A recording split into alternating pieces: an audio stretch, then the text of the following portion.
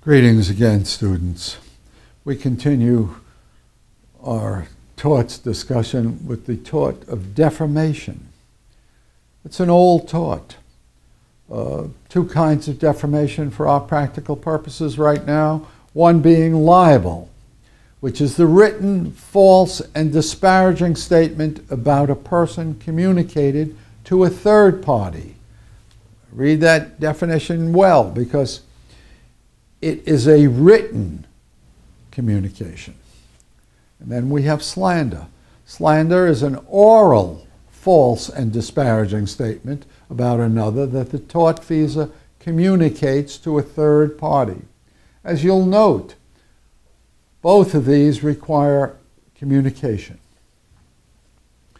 Be wary of the scope of both terms, written and oral, because they include much more. Think about television, think about movies, etc.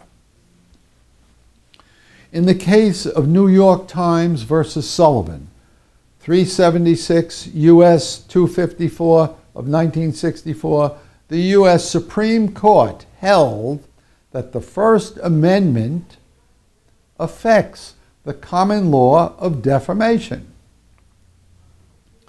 In that case, the U.S. Supreme Court held, under the First and 14th Amendments, states cannot award damages to a public official for defamatory falsehoods relating to his official conduct unless he proves the actual malice or reckless disregard for the truth.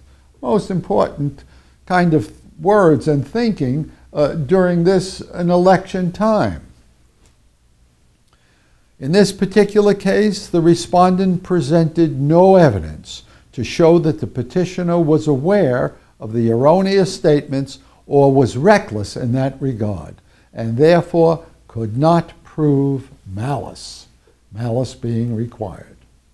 The First Amendment's freedom of speech is principled on uninhibited debate in reference to public issues. Note how the court does balance the protection allowed for public officials.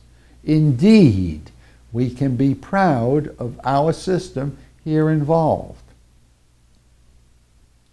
I ask you to please do review the subject of defamation to obtain a better understanding of the subject. Defamation is a popular subject for testing on exams. It should be understood well, as instances of it occur in a real-life practice quite often.